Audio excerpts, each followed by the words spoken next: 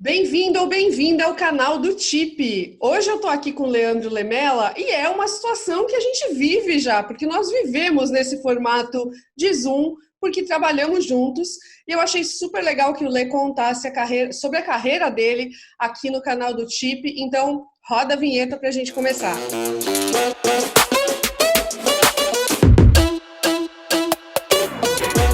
Leandro, estou sabendo que você é uma pessoa que já é meio que famosa aqui no canal do TIP, no TikTok, etc. Confirma a produção? Sim, eu estava pronto para entrar aqui já pedindo like no canal, pedindo inscrição, porque assim, né? Esse canal começou o quê? Comigo aqui, dando a carinha a tapa, fazendo umas séries de conteúdo pra gente. Então tem uma longa Inclusive, história de você pode amor. assistir, se você quiser, tá aqui, vai lá no vídeo, tem um monte de vídeo lá com a cara do Lê, tá, gente? O último Veda, fui eu que encabecei aqui dentro desse canal. Verdade, eu não tinha lembrado. É, Olha, tá acontecendo tanta coisa surpreendente aqui. Eu estava conversando com o Daniel Monasteiro e ele falou: não, porque uma época eu morei em Santos, quando eu trabalhava. Eu falei: como assim morei em Santos? Eu tô em Santos. Então, tem tanta coisa, né, que está sendo revelada é aqui. verdade. E essa é uma boa lembrança, é verdade.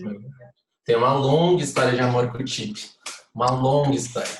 Bom, o Tipe também está no momento de transição de carreira dele, né? Então, eu tenho Verdade. certeza que esse amor só vai aumentar. Bom, Com olha, certeza. o Lê já deu o recado para você assinar aqui o canal, para deixar o seu joinha para esse vídeo alcançar mais pessoas. Exatamente, ó, trabalho em equipe é assim, né, gente? Mas, Lê, hoje a gente trabalha junto na MKT Virtual.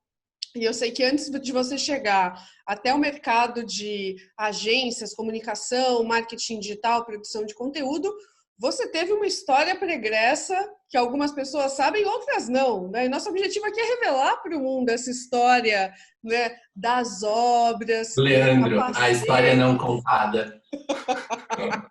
Que história é essa, Leandro? Bom, acho que não sei se é pouca gente que sabe, mas acho que a grande maioria não sabe, mas eu sou formado em engenharia. Então eu fiz uma engenharia civil, entrei em 2010 na faculdade e eu tenho toda uma trajetória muito voltada para o campo de exatas, né, para o campo mais numérico lógico, mas também foi sempre uma história compartilhada com a criação de conteúdo. Então, quando eu penso um pouco sobre como tudo isso aconteceu, como que essas transições foram acontecendo, é um pouco até difícil de explicar, porque é muito comum eu estar em entrevistas, por exemplo, e as pessoas dão aquela stalkeada no seu LinkedIn, né, para se preparar para a entrevista e falam: nossa, mas como que você foi parar da engenharia aqui no marketing, né? Você se arrepende e tal? Essa foi uma pergunta que você me fez na minha entrevista, inclusive. E eu não me arrependo, assim, eu acho que é uma formação muito diferente que te dá amplitude sobre vários outros assuntos e te ensina a pensar também, te ensina a pensar de outra forma. E para mim isso foi muito valioso. E eu sempre quis muito fazer uma engenharia, era um sonho da minha vida. Não só fazer uma engenharia, mas fazer uma engenharia na Unicamp. Então tinha toda uma complexidade desse plano, que exigiu aí de dedicação e de empenho por um tempo. Que é um vestibular bem E concorrido, né? Assim, bem concorrido. e assim, eu acho uma grande loucura que a gente faz com os jovens, que é dele escolher a profissão dele com 17 anos. Eu, quando eu estava no meu ensino médio, eu tinha uma fixação por fazer engenharia, mas eu nunca tive a certeza de qual que eu queria fazer, assim, porque eu gostava muito de várias coisas, sempre mais voltado para as mais exatas. Mas aí, quando eu estava no terceiro ano, e eu sou de Santos, eu sempre estudei em Santos, né, nunca saí daqui, só para a faculdade, no caso. Quando eu estava no terceiro ano, eu falei: vou fazer vestibular para engenharia química. E aí eu até avancei bastante, assim, nos vestibulares e tal, mas eu não passei. Aí te dá aquela frustração, mas para mim foi um momento muito importante onde eu pude repensar coisas, assim, sabe? De, nossa, será que é realmente isso que eu quero e tal? Aí eu consegui me aprofundar, foi quando eu fui fazer cursinho. E aí eu consegui entender um pouco melhor como que as coisas funcionavam, e aí eu optei por engenharia civil. Eu sempre tive uma afinidade muito grande por projeto, tanto pelo gerenciamento de projeto, pela ideia de gerenciar um projeto, quanto pelo desenho. Eu gostava muito de ver planta. Eu era uma criança, olha que loucura. Eu recortava a planta de jornal e ficava brincando com aquilo depois. Maravilhoso. E aí eu tinha uma fixação por isso. Sempre joguei The Sims. E aí a graça de jogar The Sims era criar as casas, não era jogar. Eu queria que os personagens explodissem depois, eu só queria fazer a casa deles. Só E uma aí adenda. Eu não gostava de brincar de boneca, mas eu adorava criar os cenários. Assim, é quase a mesma coisa. é isso mesmo. E aí foi um ano onde eu consegui pensar um pouco mais sobre o que eu queria fazer, né, no pré-vestibular. E aí eu optei por engenharia civil. E aí eu estudei um ano todo, fiz cursinho para isso, né? Já não estava mais na escola. E aí passei no final, passei na Unicamp e estudei lá. Quantos anos de faculdade? 5 anos de faculdade. Eu entrei em 2010. Olha que loucura, já fazem 10 anos que eu entrei na faculdade. Eu não consigo nem pensar nisso. Você fez 5 anos morando em Campinas e você fez estágio? Você chegou a trabalhar em obra, em campo? Como é que foi Sim. isso? Eu fiquei 5 anos lá. Foi uma grande mudança na minha vida, porque era o garoto de Santos, sempre morei aqui. Aí fui jogado lá para Campinas, né? Jogado, coitada da minha mãe, fez de tudo possível para eu ter toda a estrutura do mundo lá. Mas assim, fui sozinho, assim, sozinho. Não conhecia ninguém. E isso eu acho que é acho que é o maior aprendizado que essa experiência me traz, assim. É você viver uma outra situação, uma outra vida mesmo, assim. Você tá sozinho, ali você faz amigos, você conhece pessoas, mas no final das contas você tá sozinho. Você tem que aprender tipo, nos primeiros meses, eu peguei uma doença, assim, que eu acho que era uma dengue, sei lá, e eu tive que ir pro hospital sozinho. Foi um caos na minha vida. Eu falei assim, meu Deus, eu vou morrer aqui como indigente. Não vai ter uma pessoa para me buscar nesse hospital. Não vão nem perceber. Minha mãe vai demorar para perceber, porque eu só falo com ela à noite. Então, Você assim, vai viralizar no Facebook como desaparecido, né, cara? E até te exatamente. encontrarem. Naquela época nem o Facebook era muito famoso, assim, tava começando, assim, ainda tava começando. E aí foram 5 anos nessa experiência, mudando de casa, morando com um monte de gente, morei em república, eu mudei todos os anos, então, tipo, eu morei em 5 repúblicas diferentes. Cheguei a morar com 15 pessoas numa casa só. Era uma loucura, assim. Foi uma grande aprendizado. E aí a faculdade em si foi me trazendo várias coisas, né? Várias oportunidades. Dentro do período universitário, eu fiz grande parte dele da empresa júnior. Então, eu tive uma vivência empresarial que, para mim, faz muita diferença hoje. Assim, eu vejo que eu tive a oportunidade de ter contato com coisas que eu não teria normalmente, assim, de estrutura de empresa, de formato de trabalho. A gente tinha uma consultoria de RH que dava suporte para a gente, então eu aprendi muita coisa sobre RH nessa época também. A gente tinha muita apresentação de case, então isso vai fazendo você entender o formato de apresentar uma coisa, né? Fazer um pitch ali, de certa forma. Então, para mim, foram experiências que foram construindo um pouco do profissional que eu sou. E aí eu fiz estágio. Eu trabalhei numa empresa, é muito louco falar disso, parece muito distante do que eu faço hoje. Eu trabalhei numa empresa de projeto de fundação, então eu fazia projetos, sabe, como estagiário, a gente fazia todo o back-office do negócio, e aí um engenheiro assinava, né, fazia a revisão. Então tem alguns prédios aí de CDHU no interior, com umas fundação minha, rezo por essas pessoas. Cadê?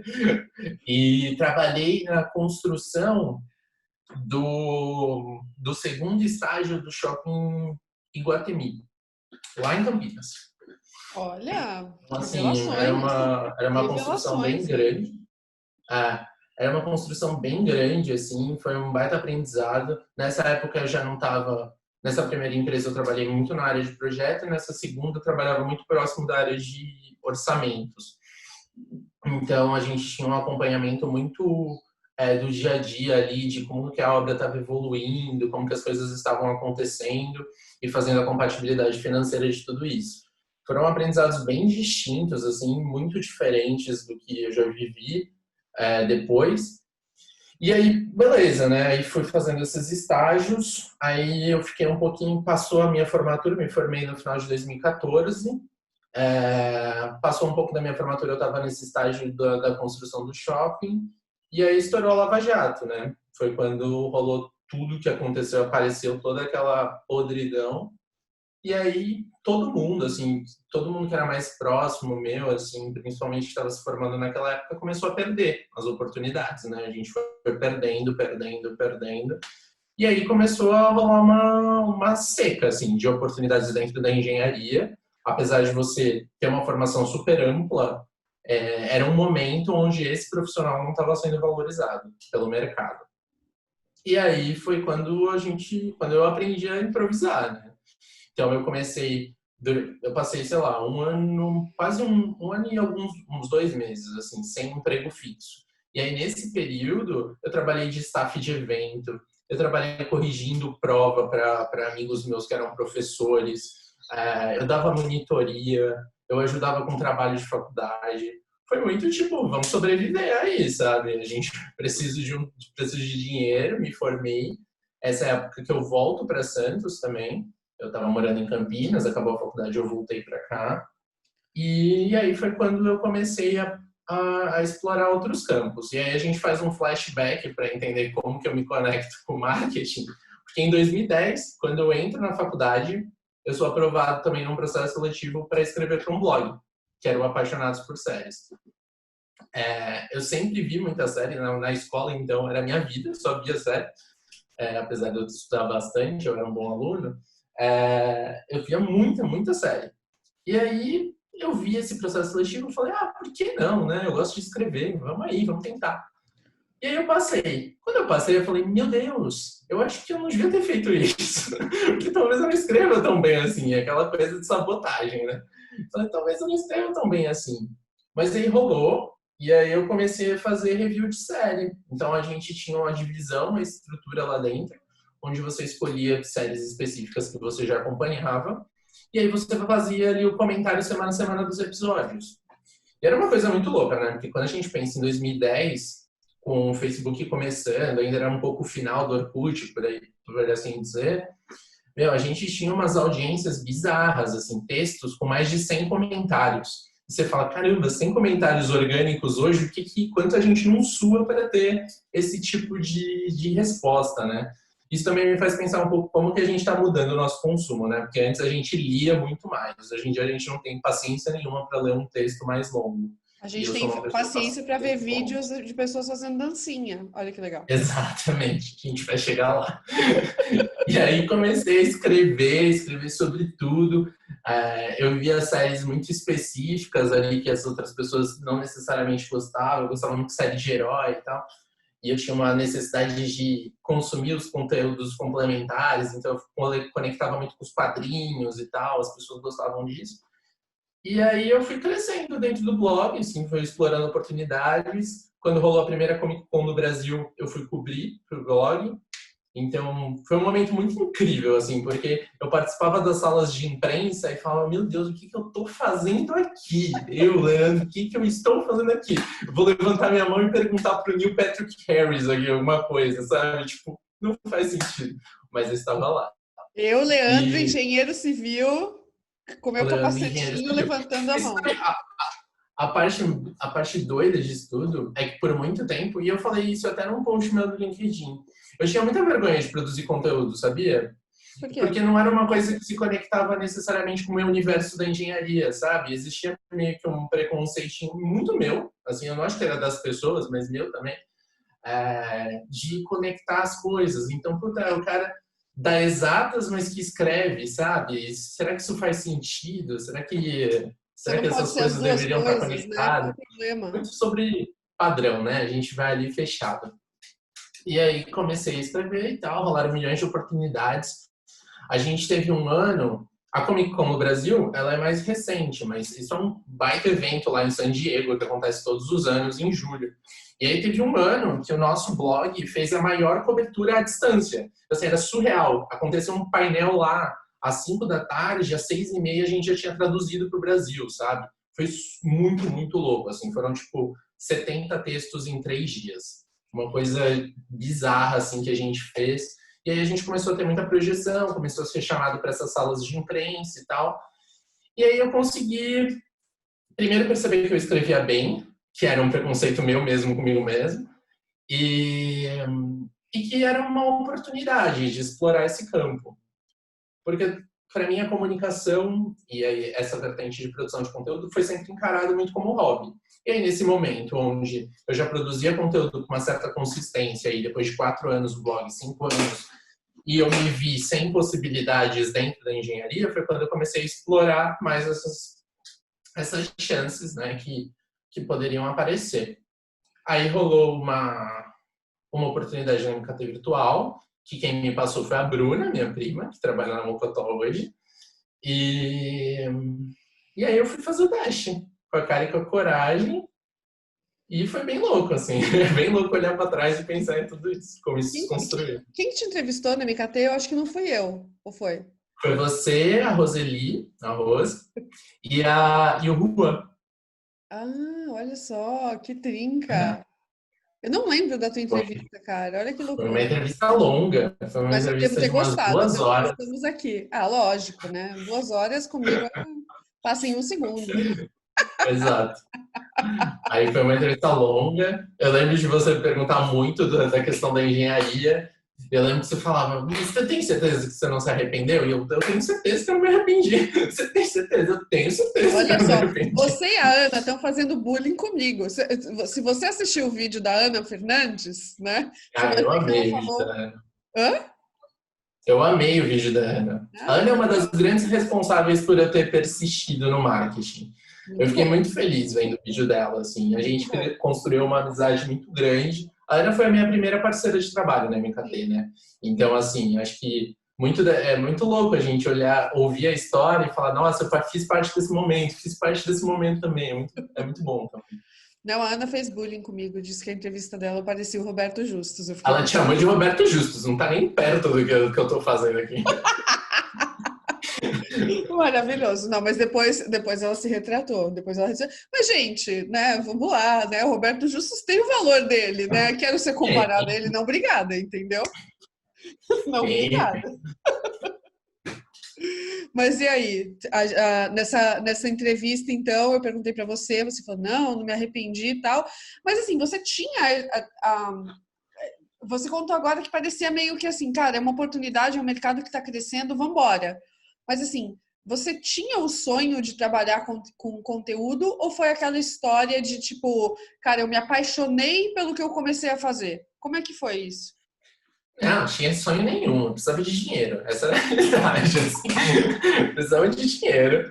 E era uma coisa que eu sabia fazer. Então, assim, falei, por que não? Vamos embora, né? Só que, assim, eu tenho eu acho que é uma qualidade e um defeito, que é de não aceitar fazer qualquer coisa. Isso, às vezes, é uma cobrança muito grande que eu me ponho, mas, por outro lado, me faz aprender muitas coisas também.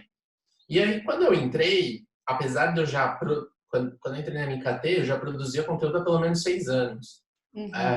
Eu olhei para aquilo e falei, cacete, eu tenho que voar aqui. Eu tenho que voar porque vai ter um preconceito inicial quando todo mundo souber que eu sou engenheiro, vai falar, não sabe escrever. Vai ter um preconceito inicial de, puta, eu tava entrando numa vaga de substituição também, eu tava saindo alguém da equipe para eu entrar, sabe? Então, assim, foi um momento onde eu falei, eu preciso tomar uma decisão, e a minha decisão agora vou me jogar nessa oportunidade e aprender o que der para aprender aqui dentro e fora, né? Buscar conhecimentos complementares. Então, assim, tudo começou sem pretensão nenhuma.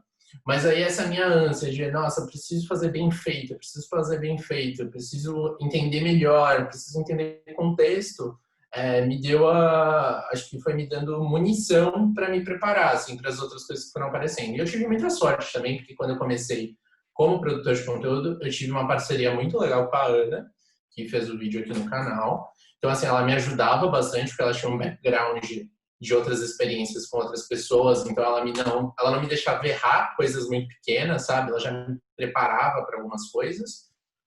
E isso foi fortalecendo muito a nossa parceria, assim, as contas que a gente atuava junto tinha uma sinergia muito grande, assim, era quase que instantâneo, a gente não precisava mais se falar, sabe? A gente cobria evento junto e era tudo tranquilo, foi bem legal. E eu também acho que eu tive a oportunidade de trabalhar com segmentos ali, principalmente no começo que eu trabalhei muito com shoppings, que me deram projeção de pauta, assim, puta, aprende aqui, sabe? Você pode falar de qualquer coisa, aprende.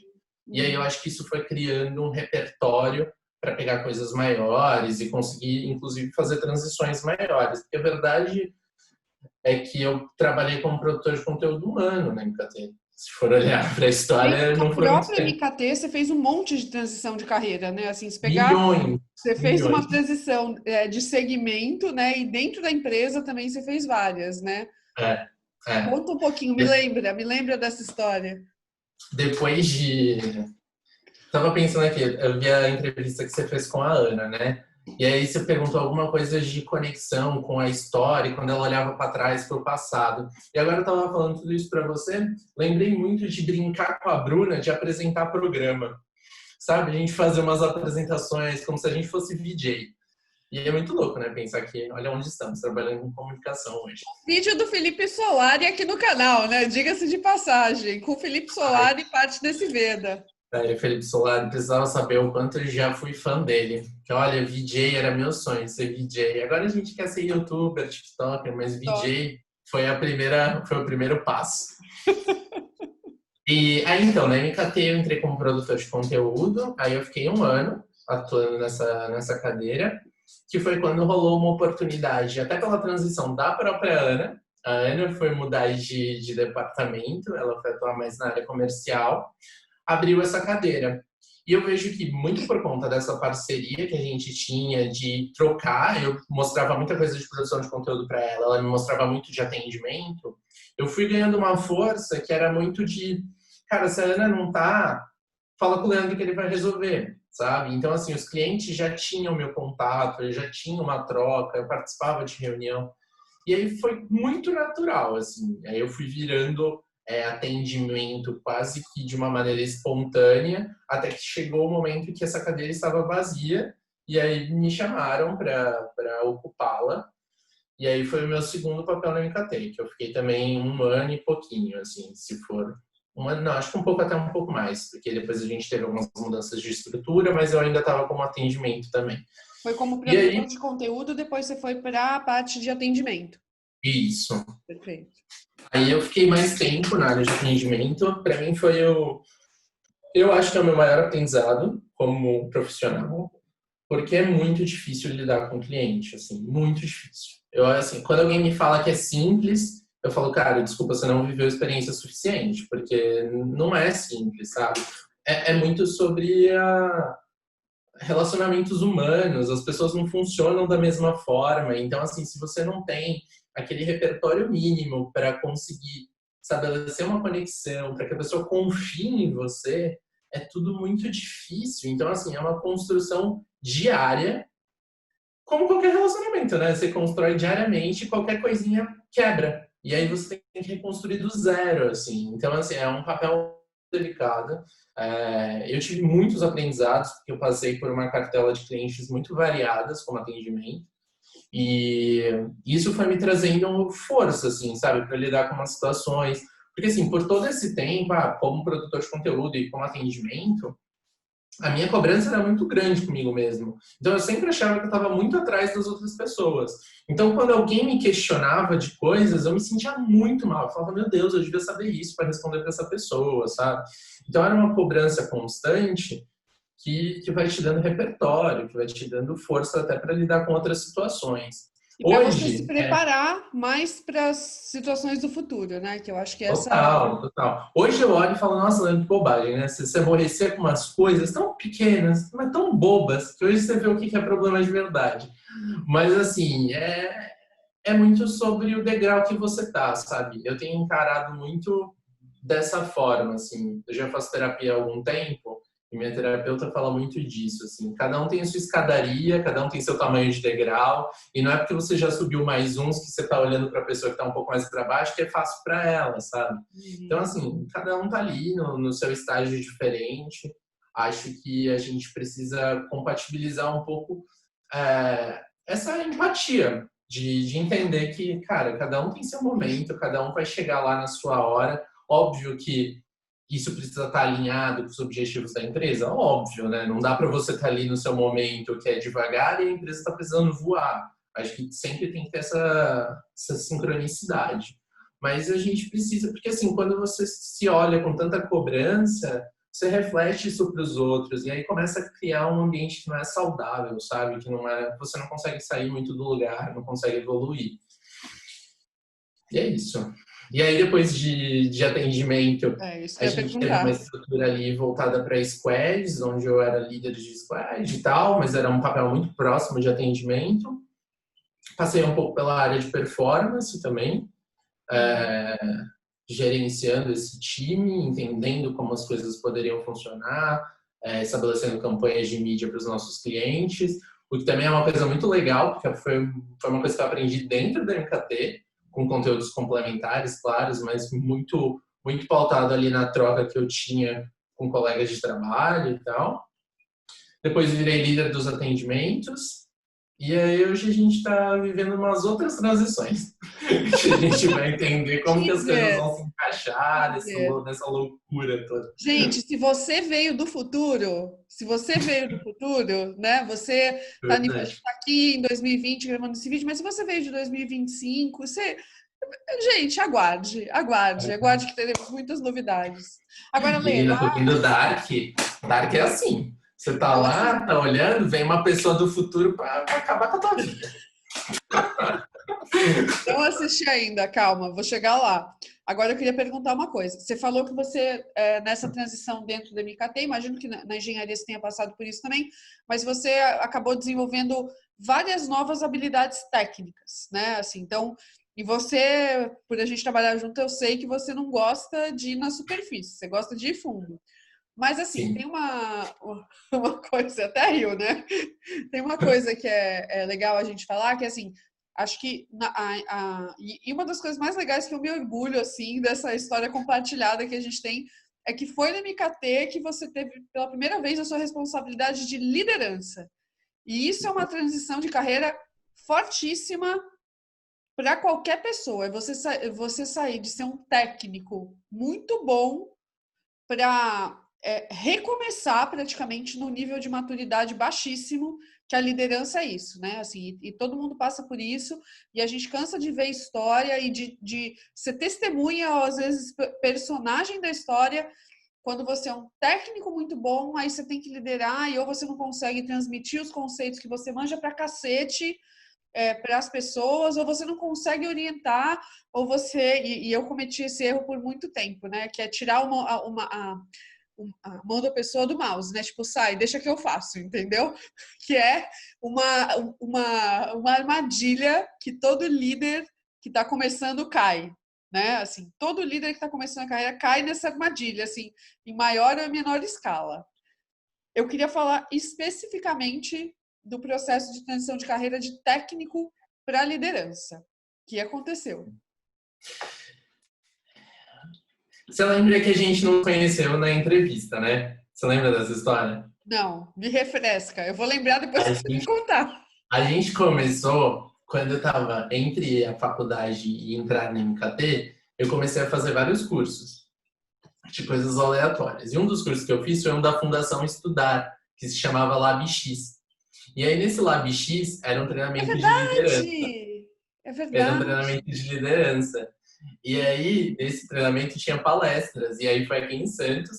E aí foi a palestra que você não apareceu. Olha o bullying! Olha o bullying. Gente, essa acho que foi... História. Não, a história, e é verdade, né? A Daniela, foi a Daniela, né? Que era a coordenadora. A Daniela pegou, me chamou pelo LinkedIn, etc. Marcou. Eu falei, não, vamos lá. Cara, não sei por que raios eu marquei, tipo, no mês errado. Eu marquei um compromisso no mês errado. E aí, chegou naquele sábado, ela mandou uma mensagem, tipo, você tá vindo?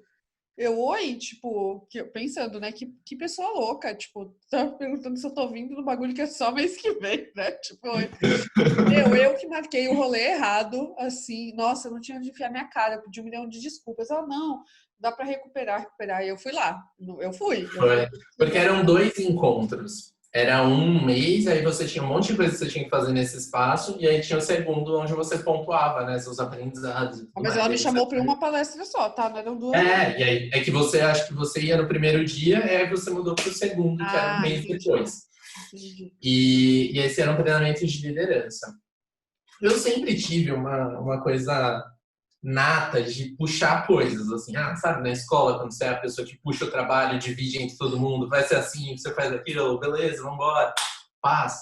Eu era muito assim. Então eu tinha uma coisa, exercia um pouco na empresa júnior, essa característica. Então, assim, teve momentos ali de liderança que foram saudáveis para mim, principalmente porque depois de um tempo dentro da estrutura da empresa júnior, a gente tinha uma estrutura de cargos ali dentro. Então, eu ocupei o que a gente chamava de vice-presidência. Então, eu tinha um cargo muito relacional com outras empresas júniores.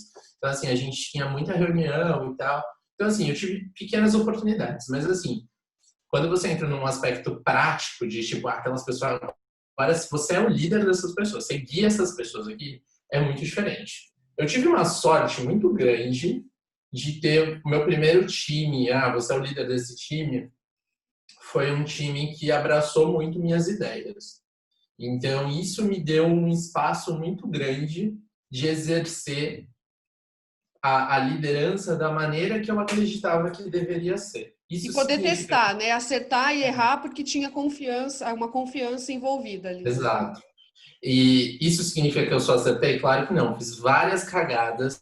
Hoje em dia eu penso, meu Deus do céu, coitada dessas pessoas que passaram pela minha mão logo no começo. Não que hoje seja maravilhoso, mas tá um pouquinho melhor.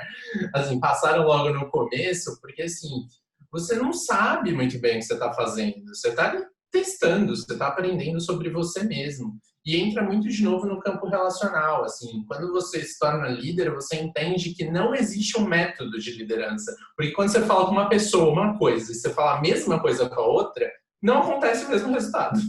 Assim, não sei se alguém já tentou esse negócio aqui, mas fica aí minha dica, não dá certo. Assim, ó, As pessoas não entendem. só vou fazer um comentário aqui, tá?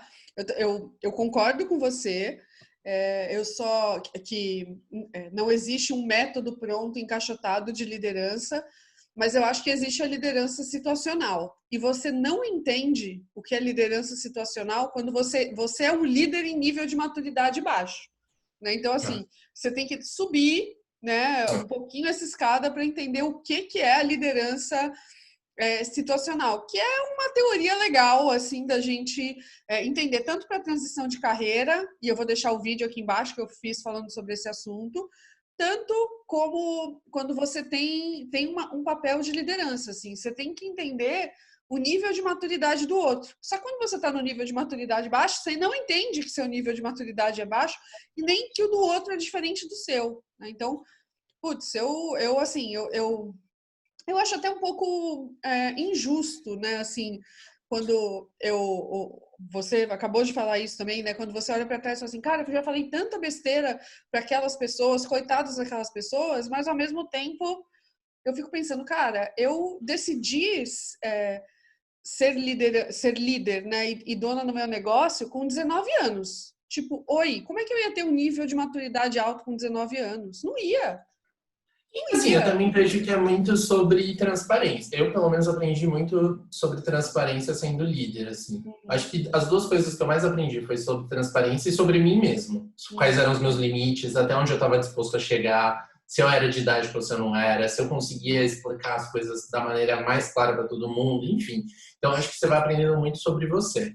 Mas, Se o assim, seu nível de exigência não fode a sua liderança, porque isso Exato. deu por Exato. anos, assim. Eu vi recentemente, eu revi aquele documentário da Brené Brown que tem na Netflix, que fala sobre a coragem da imperfeição, e eu acredito muito na fala dela, que é uma fala de um presidente americano, que eu não vou lembrar agora o nome, que é, meu, se você não tá na arena tomando porrada e sangrando, desculpa, não vem criticar meu trabalho, sabe? Porque assim, não cabe, velho, não cabe. Então assim, claro que eu tenho pena de quem passou por isso, porque às vezes você é inexperiente e você está vivendo e aprendendo ali. Mas, assim, também tem a clareza de que, cara, é uma exposição absurda quando você assume um papel desse e você fala, beleza, então agora eu vou ter que aprender com essas pessoas na minha mão, assim, de, tipo, eu preciso ajudar elas, mas eu preciso também garantir que o que eu estou fazendo é bom. E aí foi um momento muito interessante para mim, porque eram pessoas que eu não tinha tanto contato. Meu primeiro time foi a Gabi, o Marcelo e o Giovanni. E eles eram incríveis, assim, eles me ensinaram, assim, eu tive uma baita oportunidade, assim, todos eles me trouxeram coisas muito diferentes de minhas vivências. E eu acho que eu também pude mostrar um pouco mais de quem eu era para eles. Isso é muito legal, assim, sabe? Quando fica essa troca sincera, assim. Eu acho que isso é o que tem de mais valor. Porque as pessoas também tinham uma certa visão do Leandro, por ser engenheiro, de que eu era o cara topster da parada. E eu acho que um dia eu já fui. Eu acho que um dia eu já fui. Mas acho que a Unicamp me transformou muito nesse sentido, por viver uma realidade ali muito diferente todos os dias. Eu almoçava todos os dias, religiosamente, no bandejão, que custava R$ 2, ou seja, todo mundo almoçava lá. E assim, você conhece pessoas de todos os lugares, tem muito intercambista, tem gente de todos os lugares do Brasil. E aí eu acho que aquilo foi me dando uma projeção de que, cara, a realidade é muito maior do que você conhece, assim, sabe? Assim, você conhece um pedacinho, tem muito mais. Eu tenho clareza hoje, não tinha, clareza hoje de todos os privilégios que eu tive na vida, assim. Acho que isso é uma coisa que não era discutida, e que bom que estamos discutindo agora.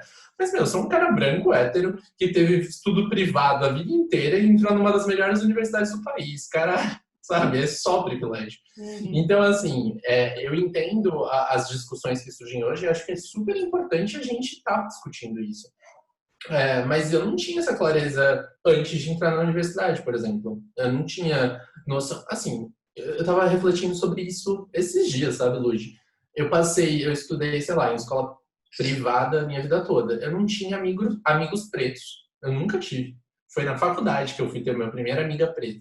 Então, assim, cara, é uma vivência muito bolha, assim, sabe? Você tá ali preso numa realidade que é muito diferente do mundo. Ainda Eu acho mais que isso numa foi cidade muito... como Santos, né? Que é extremamente elitista, né? Assim, é uma cidade incrível, mas muito desigual, né? Então, Nossa, demais, demais. Assim, e aí eu acho que eu tive essa oportunidade, e aí essas pessoas me trouxeram outras coisas, assim. Trabalhar na MKT me trouxe isso de uma forma mais ampla, mas quando você vive mais diretamente com pessoas específicas que estão dentro de bandeiras específicas, é, o Gil e a Gabi fazem parte dessa luta LGBTQIA+, então, assim, aprendi coisa que, assim, eu não sabia nem que eu estava sendo preconceituoso e estava, entendeu? E eles tiveram a humildade de me ensinar. Então, assim, eu acho que isso é uma discussão super séria, assim, essas pessoas não sim, têm essa obrigação. sim. Quando elas fazem, é uma gentileza com você. Então, assim, tem que ser muito grato. Marcelo me ensinou milhões de coisas sobre design que, enfim, eu não tenho nem como agradecer. Então, eu tive muita oportunidade. Eu sei que eu penei, eu sei que eu dei com a cabeça na parede em muitos momentos, mas foi muito bom, assim. Foi uma construção coletiva que, quando foi acabando, sabe quando você olha para as pessoas e fala, cacete, a gente construiu alguma coisa junto, sabe? Fica uma memória boa. Eu acho isso incrível, assim. Acho que é isso que me move a querer continuar a ser líder. E é meio egoísta, né? Quando você pensa. É essa coisa de, nossa, eu mexi com a vida de alguém, assim. Isso fez diferença na nossa vida, nessa troca, assim, Isso é sabe? muito legal. No papo que eu tive com o Daniel Monastério, né, que ele é sócio de uma empresa de games, ele falou um negócio que é muito legal e que para mim sempre fez muito sentido, mas ele sintetizou bem, que é assim, quando você começa, né, talvez quando você começou na MKT, você queria fazer um conteúdo foda, uma entrega técnica foda, né? Uhum. Hoje, e eu queria fazer projetos de web, na época, de sites incríveis, né? Foi assim que eu comecei esse driver, mas hoje, para mim, e o Daniel falou exatamente algo muito similar, assim, para mim, o que mais importa é o impacto que eu gero, quantos empregos eu gero, o que eu estou transformando no meu entorno, né? E assim, cara, o conteúdo técnico ser muito bom vai depender de outras pessoas, não vai depender necessariamente de mim, né? Então isso Isso vem com a maturidade, né? Acho que é muito maturidade que vai te trazendo essa visão mais amplificada de que, exatamente. assim, você me conhece, eu não abro mão do conteúdo técnico muito bom. Eu ainda quero ele. Tá aqui, tá no meu core. Mas, assim, quando eu olho hoje, é muito mais forte isso, sabe? É o impacto que você está gerando no seu entorno, o que a gente está fazendo de diferença, o que a Exato, gente está conseguindo mudar de fato, sabe? Sim, eu exato. tive um desligamento muito recente no meu time, como você sabe. E assim, eu tive uma conversa muito aberta com o Vinícius. E assim, foi muito massa, assim, de tipo, nossa, você passou 1 ano e meio comigo e ele só me falou coisas boas, assim, de Uhum. tipo, sabe quando você fala, caramba, foi bom para os dois lados, assim, tudo bem, essa história precisava terminar agora e vamos em frente, Uhum. sabe? É muito, muito bonito isso. Eu acho que Quando você sente esse gostinho, se você é um líder mesmo, aí você fala, não, eu quero isso agora. Mas assim, eu acho que uma coisa importante, também a gente não pode acreditar que a liderança é um instinto e só, sabe? Não, você tem que se preparar. Assim, acho que isso é importante de falar, porque assim, beleza, eu fiz uma engenharia, me deu um baita background, mas depois eu já estudei pra cacete. Eu já fiz uma DM, eu já fiz um curso de uma pós de gestão de projetos, eu estou fazendo BI, eu fiz mais de 20 cursos nesse período. Então, assim, você tem que se preparar, você tem que ter repertório, você precisa conseguir trazer coisas diferentes, até para que as pessoas te vejam como uma pessoa a ser olhada, assim, né? De, tipo, eu tenho uma coisa para trocar com essas pessoas. Eu acho que isso é uma preocupação importante para uma pessoa que quer sentar na cadeira de liderança. E essa é a dor e a delícia da liderança, fato, e também do nosso mercado, né, de marketing digital, que é firme como uma gelatina, né? Eu sempre falo isso, muito firme, né? O que a gente fazia 5 anos atrás não tem nada a ver com o que a gente faz hoje. A MKT está para completar 20 anos, assim, é outro universo, é outro mundo, é outra coisa, né? Então a gente é a dor e a delícia, né? É os dois lados. Agora, Lê, A velha conversa de muitas das profissões que vão estar em alta daqui 5 anos nem existem ainda, sabe? exatamente, Como que a gente se prepara para isso? exatamente. Então, assim, é bem importante mesmo. E um ponto-chave, né, dessa questão da liderança, né, que eu acho que as pessoas que mais têm maturidade para liderar são as que mais pensam assim, caraca, eu não estou pronto, né? Quem não tem maturidade nenhuma, geralmente fala assim, não, vamos embora, não, é simples, é fácil, né? Então, as pessoas que às vezes estão mais receosas do papel são as que têm mais maturidade ou mais velocidade para chegar num nível de maturidade mais alto, né? Porque assim, quando você olha para um time, você fala, não estimulando a visão paternalista da liderança, mas quando você olha para aquelas pessoas, você fala, meu, eu estou à frente dessas pessoas, eu que estou puxando, eu vou dar o direcional delas. E aí você não tem essa preocupação de, nossa, tem 10 pessoas aqui comigo, 5, 2, uma, whatever. Se para isso para você é fácil, isso é estranho para mim. É uma coisa que em entrevistas a gente já teve muito essa troca. Assim, em entrevistas, se alguém me fala que liderar foi fácil, eu fico, não sei.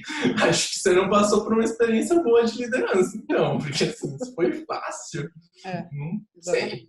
Você lida com dilema, você lida com decisão difícil que você tem que tomar, né? Liderança é isso, né? Não, e assim, tem aqueles dias que você engole e você fala assim, eu concordo com essa pessoa, eu sei que ela tá certa, mas não é esse caminho que a gente vai tomar agora, é outro.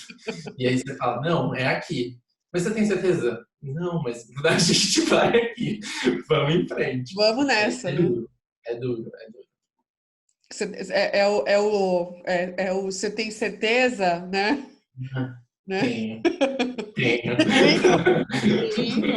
Tenho. E Lê, e assim, o que que você colocaria, né? Porque a gente está vivendo um boom do marketing digital, né? Assim, não tem barreira de entrada no marketing digital, isso é lindo, nada contra, mas assim, cara, assim, morre um anjinho toda vez que alguém fala que é especialista em marketing digital, né? Eu amo os especialistas, eu amo eles. Morre um anjinho, né? Assim, porque, cara, hoje você ser especialista em marketing digital, caraca, mano, olha, puta. A gente não sabe se tem mais especialista em marketing digital ou coach, né? É uma competição dura. Bem acirrada, né? E assim, caraca, se ser especialista em marketing digital em um mercado que ainda está né, é quase um mar revolto ali, encontrando o seu caminho, né? Porra, que barco é esse, meu amigo? Né? Pois Então, é. que autoestima da porra, né? Vamos lá, vamos. Eu me questiono muito isso, cara. Para você colocar uma tarja de especialista embaixo do seu nome, especialista numa coisa que muda todos os dias, Não, me conta o isso. segredo. Você pode ser especialista, cara, tem um monte de neurocirurgião que é especialista. Agora, o mercado de marketing digital tem muita coisa que muda, que está nascendo, né? A área de vendas, né? Assim, cara, hoje são poucas pessoas no Brasil que podem falar, caraca, eu sou especialista em vendas, né? Porque o mercado de vendas não tem nada a ver com o que era 2 anos Sim. atrás. Até os caras que vendiam muito a ideia do, sou especialista em Facebook, Instagram, YouTube, que seja, cara, eles mudam o algoritmo, mudou tudo. Você não sabe mais nada, assim. Você pode praticar ali as premissas principais e tal. Mas, assim, eu acho bastante ousado você colocar essa tarja de especialista, Não, sabe? mas falamos aqui, eu ia colocar a pergunta no sentido assim, como tem muito, né, e a barreira de entrada é pequena, né, tem muita gente que tem, sei lá, 2 meses estudando, pegando e-book, aprendendo, vendo vídeo, e com uma dedicação genuína, mas que já que tá se colocando esse título, né? E assim, acho legal pra caramba, acho que o mercado tem que ter novos entrantes mesmo, a gente precisa contratar gente na MKT, né? Então, que bom, cheguem, né? Venham, Ah, gente. vai ter um link? Põe um link no vídeo. Mas assim, existe um ponto aí, né, que eu queria te perguntar assim, porque essas pessoas tem muita gente ensinando a ser especialista em marketing digital. Isso acaba gerando um awareness para a profissão. Enfim, as pessoas começam ali no rolê. E muita gente que talvez ou esteja precisando de grana e vê que marketing digital está bombando, ou de repente a profissão está em queda, né? Por exemplo, pessoal de turismo no pós-pandemia que ficou sem receita, um monte de gente está estudando marketing digital e é super genuíno se isso for aplicado para o próprio segmento, mas tem gente que não vai ficar mais no turismo e vai migrar para marketing digital. Que dica você dá para pessoas que estavam numa área X, pode ser engenharia, turismo, etc, etc, etc, e migram e querem migrar para a área de marketing digital? Para quem optou por fazer esse processo de transição de carreira, dá 3 dicas para essa galera. Primeiro, não acreditar nas receitas prontas. Assim, isso é uma grande cilada. Assim, acho que nós, como seres humanos, temos uma tendência a querer acreditar nisso, porque, puta, é o caminho certo, segue esse caminho que vai dar certo, você vai chegar lá onde você quer. Só que isso não existe, essa é a grande verdade. Hoje já tenho 5 anos de marketing digital, e assim, às vezes você pega estratégias muito semelhantes para segmentos semelhantes e não dá certo. Então, assim, isso realmente acho que é uma das coisas que precisava ser banida do discurso. E os próprios especialistas vendem muito essa receita pronta de sucesso. Não quero nem falar das fórmulas de lançamento, tá? Não vou nem entrar E nesse tópico. funciona, mas funciona para a pontinha do iceberg, né, gente? A base do iceberg fica todo mundo, eita, não sei se é isso, né? É, a segunda dica é esteja disposto a ouvir. Porque, assim, marketing digital é sobre seres humanos, assim, então você precisa ouvir o outro. Muito provavelmente você não vai saber a dor dele se você não estiver aberto, se você não estiver praticando uma escutativa para realmente conseguir refletir. Acho que esse é um dos maiores erros do marketing digital que a gente continua cometendo, é acreditar que o conteúdo é sobre o que a gente gosta ou sobre o que a gente acha legal. E não é sobre isso. Você precisa resolver a dor do outro, não a sua. A sua você procura um outro conteúdo para resolver. Então, assim, acho que é importante praticar essa escutativa. E terceiro, para mim, é estudar. Assim, é estudar todos os dias. Você precisa ter repertório. Para mim, essa é uma das coisas que mais fez diferença ao longo do caminho, você buscar repertórios diferentes. E aí, para isso, existem milhões de fontes hoje, sabe? Você tem Medium com texto super denso, você tem vídeos no YouTube, você tem gente fazendo conteúdo denso no TikTok hoje, sabe? Então, assim, a oportunidade para você consumir conteúdo não falta. Você tem que entender o que faz mais sentido para você e buscar colocar isso na sua rotina. Porque a gente fala muito que a gente não tem tempo, né? Mas assim, se você for colocar o cronômetro ali do celular para contar quanto tempo você fica no Instagram, dava para você ler um artigo também. E eu sou muito contra a produtividade em excesso, tem que fazer tudo com o meu tempo o dia todo. Não é sobre isso. Você pode continuar usando seu Instagram.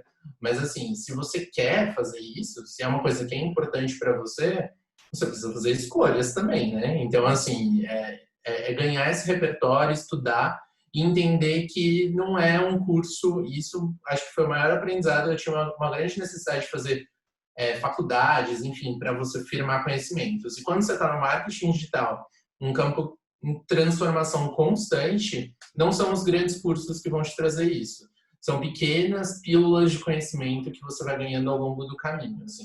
E essas pílulas, elas são muito valiosas, assim. Eu participei de eventos e de cursos que me ajudaram muito a abrir cabeça para repertório e para forma de me comunicar. Assim. Teve um curso ano passado que eu fiz que transformou assim tudo para mim, porque era um curso de marketing de influência e era uma coisa muito nichada, específica, aprender a fazer isso. Só que os palestrantes foram tão incríveis, assim, era tão bom que eu ganhei uma projeção de a gente não olha para isso, assim. Teve uma palestra nesse curso com a Ana Paula Chongani, que é uma influenciadora preta, enfim, ela trata milhões de pautas. E assim, ela trouxe uma visão pra gente de tipo, para, vocês estão aí, vocês são brancos privilegiados. Ela era a única preta na sala. Então, assim, vocês são brancos privilegiados, vocês estão discutindo o privilégio de vocês? Vocês estão olhando para as coisas? Vocês olham para os materiais e fazem alguma diferença? Assim, e isso me trouxe um filtro muito diferente, assim, porque hoje eu bato o olho numa apresentação comercial nossa e falo, gente, cadê as pessoas pretas nessa apresentação? Cadê diversidade? Cadê pessoa mais velha? Cadê pessoa mais nova? E a gente não... E isso é o nosso filtro de sociedade, né? A gente nasce puro, vai sendo colocado vários filtros, às vezes a gente precisa tirar, que para mim é um processo de desconstrução. Então, assim, eu acho que você precisa estar aberto para esse repertório, você precisa estar buscando ele. Isso é muito curioso importante no marketing. que em 2020 tem 2 recortes, né? Primeiro, pessoas que ainda despertaram zero para isso, né? Assim, tem gente que fala, não, mas isso não é importante, é aquele papo, não, eu não vejo cor, né? Deveria, então, né, querido? Deveria por outro motivo, né? Assim, deveria ver para não cometer erros, né? E o outro papo, assim, né, é quando você tem uma espécie de militância radical que não abre o diálogo para que, de fato, as pessoas possam aprender, né? Porque a gente aprende com diálogo, a gente aprende com o outro, né? Uma pessoa privilegiada, blindada, ela não vai aprender sozinha, né? Ela vai aprender quando alguém... O que eu aprendi nessas trocas com ela durante o curso, primeiro a gente até falou sobre isso hoje, que é assim, a pessoa preta, a pessoa LGBT, o índio. O índio é uma pauta que a gente não discute, mas assim, é importante discutir também. Mas assim, essas pessoas, elas não têm obrigação de só falar disso. Elas não têm obrigação de nos educar. Então, assim, eu acho que essa imposição da paciência também é um ponto que a gente tem que ter cuidado, assim. A paciência também tem limite. Se você fosse obrigado a toda hora explicar a sua existência para alguém, você também ficaria de saco cheio, com certeza, né? Pelo amor de Deus. E eu acho que um outro ponto é muito sobre o como que a gente faz isso no nosso dia a dia, né? Como que a gente puxa essa discussão?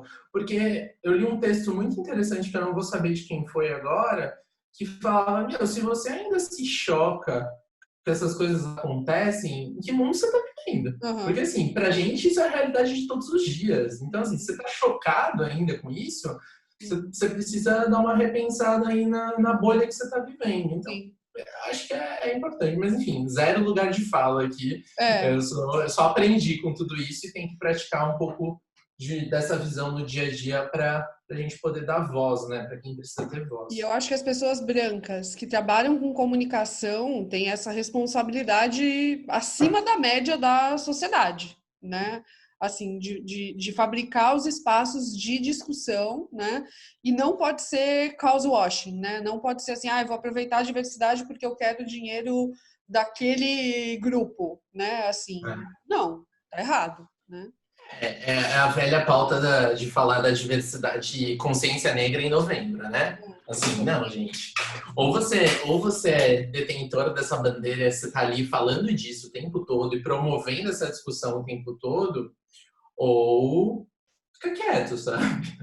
Essa é a minha opinião hoje. Tem que pensar total e tem que pensar por onde começar, né? Será que novembro é o mês certo de começar, né? Então é olhar esse timing aí. Mas você já deu as 2 dicas? Eu me perdi. Você já deu 2 ou 3 dicas? Você contou? Não, dei 3 dicas. Já fizemos check?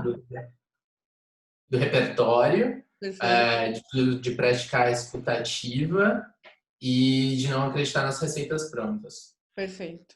Repertório, repertório, escutativa e Fora fórmulas, né? Fora. Vale para alguns, tá, gente? E Lê, eu queria. A gente vai gravar um outro vídeo, né? Então, no dia seguinte que sair esse vídeo, vai sair mais um vídeo, eu e você, aqui, com a mesma roupa e etc. A gente gravou, que a gente vai falar de um outro assunto, mas eu queria fechar essa conversa aqui, antes pedindo para quem não assinou o canal ainda assinar, e para quem não deixou o seu joinha, deixar para que esse vídeo alcance mais pessoas. Eu queria te perguntar o seguinte: o que você está enxergando, né? A gente está gravando aqui na pandemia. O que você está enxergando aí de... É muito difícil falar de futuro, eu sei, né? Quando me perguntam isso, eu não gosto muito de responder. Mas o que forma você acha que vai tomar, né, a nossa área de comunicação, né? A gente tem aí agências produtoras, mídias, consumidores, cada vez mais protagonistas, houses. Qual é a tua visão de oportunidades para o futuro? Para quem está em processo de transição de carreira, hein? Lembra disso. Pergunta de 1 milhão, né? Vale um unicórnio no mercado de comunicação. Eu vejo que tudo isso que está acontecendo agora está acelerando algumas discussões. Então, eu vejo que a gente começou a discutir muito a forma de consumo de conteúdo, e eu acho que isso é muito importante para o mercado da comunicação. Acho que a gente precisa sempre praticar a análise mais crítica possível do que a gente faz. E hoje, como comunicação, apesar da gente ter evoluído muito num sentido de maneiras de acessar o público, eu acho que a gente tem uma diversidade muito maior de acesso, né, às pessoas, a gente ainda pratica de um pensamento de eu falo, você me escuta. E eu acredito que isso está sendo limado de uma forma assim brutal.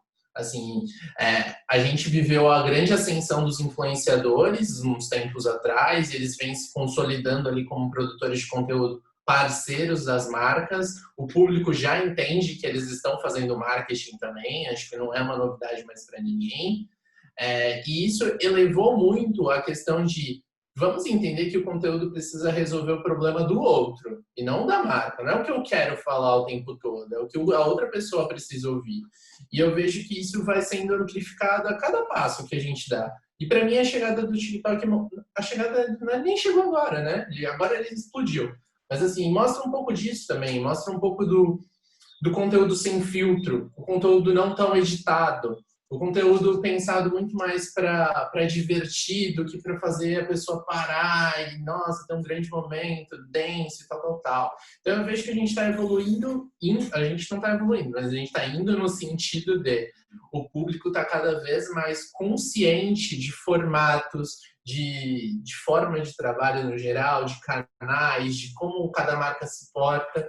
Então, para mim, vai ser um momento muito vai ou racha, assim. Ou as marcas elas vão se adaptar e conseguir trazer outros tipos de comunicação para frente, que empoderem mais seu público, porque a verdade é que a gente sempre quer falar sobre a gente é apaixonado, é egocentrista o tempo todo, então a gente quer falar sobre a gente, sobre a nossa dor, sobre as nossas vitórias, enfim.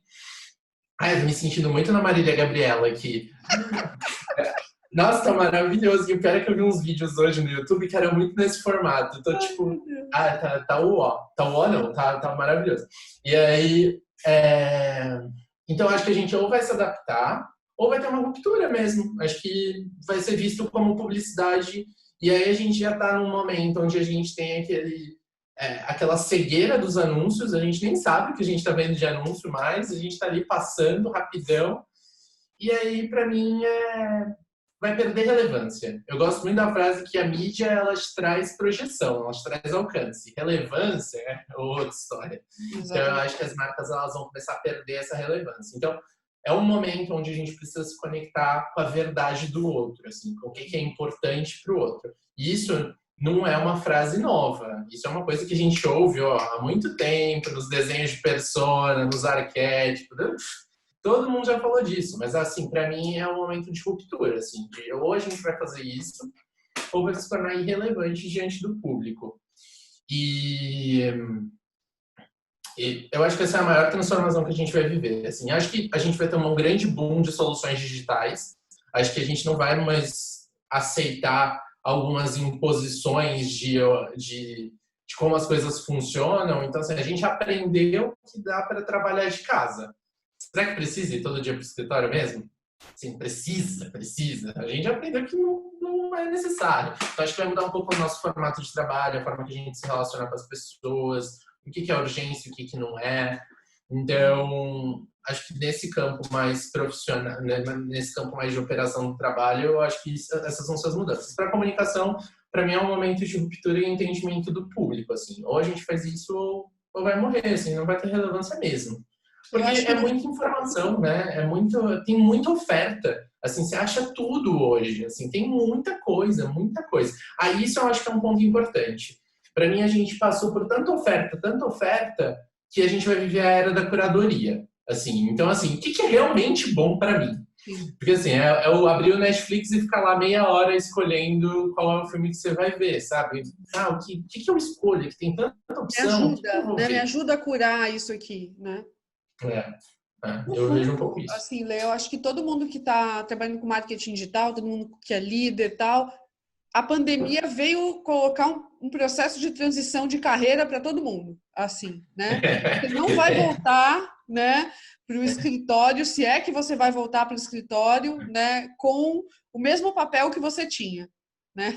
É muito importante todo mundo cair nessa real, né? Em maior ou menor escala, está todo mundo mudando seu papel, então está todo mundo fazendo essa transição. Uma coisa boa disso é a quebra das barreiras, né? Porque, invariavelmente, a gente ficava limitado ali no nosso espaço geográfico. Acho que a pandemia acabou com isso, de uma certa forma. Então, assim, hoje a gente entende... A gente não estava limitado, não, meu filho. A MKT não estava limitada. Não, a gente não estava, mas a gente prioriza. A gente sabe que é uma realidade. Tinha um monte de barreira e, assim, né? A quantidade de reunião que a gente fez durante a pandemia foi muito maior do que sem a pandemia, né? Vamos falar, né? A gente não perdeu tempo em trânsito, né? Seja aqui em Santos ou em São Paulo, né? Assim, e os clientes entenderam, né?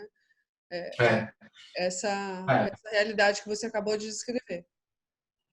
Para mim tem isso, eu acho que a gente quebra um pouco isso e traz mais oportunidade, né? Porque a barreira geográfica limita um pouco a questão da diversidade interna, né? Então, hoje a gente consegue ter uma liberdade maior de ter recursos que não necessariamente vão estar ali fisicamente, mas que, poxa, trazem outras visões para a gente, outras, né, coisas distintas. E para mim é aí que a gente cresce, né? Porque todo mundo igualzinho, padrão, ninguém evolui, não. Exatamente. Bom, boa sorte para nós que estamos no mercado de comunicação e no mercado digital, porque a gente vai precisar, né? 2020, até o fim de 2020, 2021, 2022, ainda a gelatina ainda vai mexer bastante, né? Nossa, para mim vai ser um baita tempo de aprendizado para todo mundo. Assim, todo mundo que achou que sabia alguma coisa, que estava preparado para 2020, tomou uns tapas na cara e agora vamos começar de novo essa conversa. Planejamento 2020, haha, essa foi a piada, né? Planejamento 2020, né? Quem tem esse PowerPoint aí, apaga, gente, pelo amor de Deus, porque ele não aconteceu. Foi o maior tempo perdido do mundo, planejamentos de 2020. Tempo jogado no lixo. Pois é, gente. Ó, renomeia o arquivo, faz qualquer coisa, coloca planejamento 2020 old. Vamos ver o copo meio cheio. Para mim, isso traz um aprendizado para a gente que faça menos planejamento de longo prazo, sabe? A gente precisa viver mais o período sequente, assim, quer planejar, que planeje o próximo trimestre. Que planejamento anual, será que faz sentido ainda isso? Eu tinha muito essa discussão quando eu fiz ADM. Planejamento trienal. Você fala, cara, trienal? Hoje a gente tem a clareza disso, né? Aconteceu uma pandemia, parou o mundo. E aí, um planejamento trienal de todo mundo que estava feito, sabe? Assim, acho que entra essa discussão também, de tipo, entender ali que a gente não tem controle de nada. Perfeito.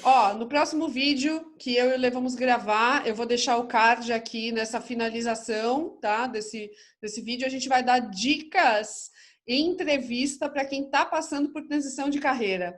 Então, vamos fechar esse aqui. Lê, obrigada e até o próximo vídeo.